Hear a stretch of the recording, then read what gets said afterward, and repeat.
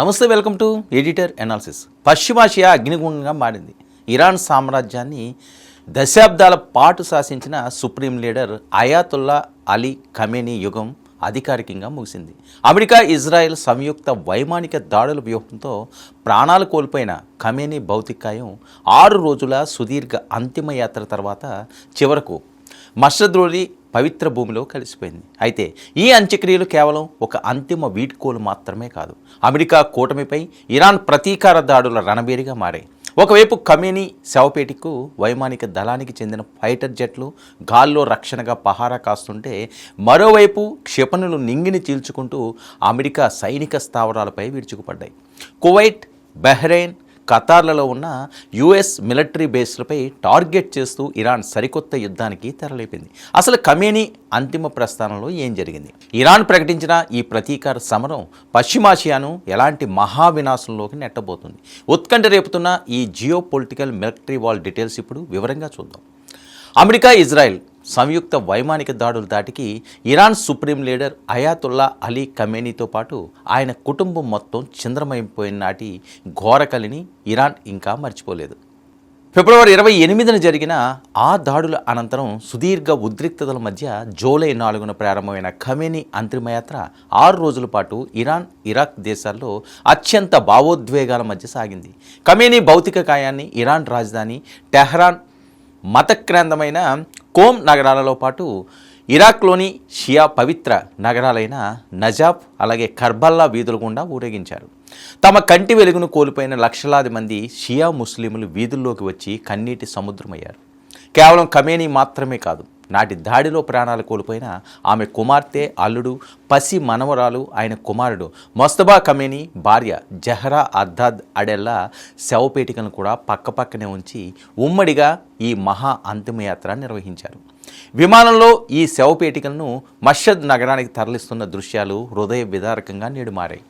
వైమానిక దళానికి చెందిన ఫైటర్ జెట్లు గాల్లో ఈ విమానానికి ఎస్కార్ట్గా వస్తూ సాయుధ పహార నడుమ పవిత్ర నగరంలో దింపాయి.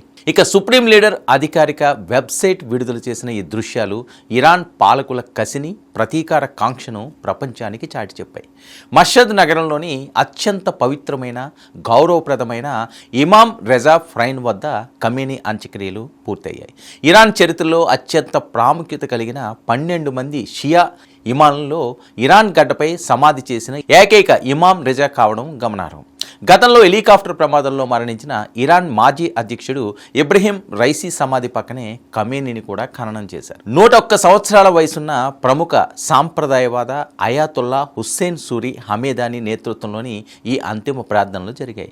తన స్వస్థలంలోనే ఖననం చేయాలనేది ఖమేనీ చివరి కోరిక కావడంతో ఇరాన్ ప్రభుత్వం ఆ మేరకు ఏర్పాట్లు చేసింది. అయితే ఈ అంత్యక్రియల్లో ఒక కీలకమైన రాజకీయ ట్విస్ట్ చోటు చేసుకుంది.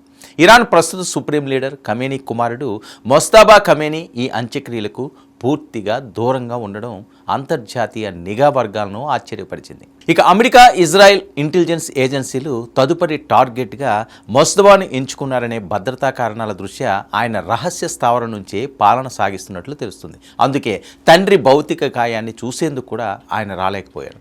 ఖమేనీ పెద్ద కుమారుడు మొస్తఫా ఈ అంత్యక్రియల ప్రార్థనలకు నేతృత్వం వహించి క్రతువు ముగించారు. కథ ఇక్కడతో ముగిసిపోలేదు. ఇటు అంత్యక్రియల ఏర్పాట్లు జరుగుతున్న తరుణంలోనే అటు అమెరికా, ఇరాన్ మధ్య క్షిపణి యుద్ధం ముదిరి పాకాన పడింది. వరుసగా 2వ రోజు కూడా ఇరు దేశాలు రసవత్తరంగా క్షిపణి దాడులు చేసుకున్నాయి. కువైట్, బహ్రెయిన్, ఖతార్లలో ఉన్న అమెరికా ప్రధాన సైనిక స్థావరాలను లక్ష్యంగా చేసుకుని తాము భారీ ఎత్తున క్షిపణులు ప్రయోగించినట్లు ఇరాన్ మిలిటరీ అధికారికంగా ప్రకటించింది. ఇక ఖమేనీ మరణానికి ప్రతీకారంగానే ఈ దాడులు ప్రారంభమైనట్లు ఇరాన్ విప్లవాత్మక గార్డ్స్ హెచ్చరించారు. ప్రపంచ ఇంధన రవాణాకు అత్యంత కీలకమైన హర్మోజ్ జలసంధి, సముద్ర జలాల పరిధిలో రేగిన ఈ తాజా ఘర్షణలు ప్రపంచ దేశాలను నేడు వణికిస్తున్నాయి. అమెరికా తన యుద్ధ నౌకలు రంగంలోకి దించగా ఇరాన్ తన ఆత్మాహుతి డ్రోన్లు, యాంటీషిప్ మిసైళ్లను సముద్రానికి దిగ్బంధించేందుకు ప్రయత్నిస్తుంది. హర్మోజ్ జలసంధి కనుక మూతపడితే ప్రపంచవ్యాప్తంగా మరోసారి చమురు సంక్షోభం తలెత్తడం ఖాయం. ఇటు ఇరాన్ భూభాగంపై ఇజ్రాయెల్ యుద్ధ విమానాలు నిరంతరం నిఘా పెడుతుండటంతో పశ్చిమాసియాలో ఏ క్షణంలోనైనా పూర్తిస్థాయి 3వ ప్రపంచ యుద్ధం ముంచుకొచ్చే ప్రమాదం కనిపిస్తుంది. ఖమేనీ మట్టిలో కలిసిపోయినా ఆయన రగిల్చిన పశ్చిమాసియా విప్లవాగ్ని మాత్రం చల్లారలేదు. ఇరాన్, ఇరాక్, సిరియా, లెబనాన్లో షియా శక్తులు ఇప్పుడు అమెరికా, ఇజ్రాయెల్ కూటమిని సర్వనాశనం చేసేందుకు ఏకమవుతున్నాయి.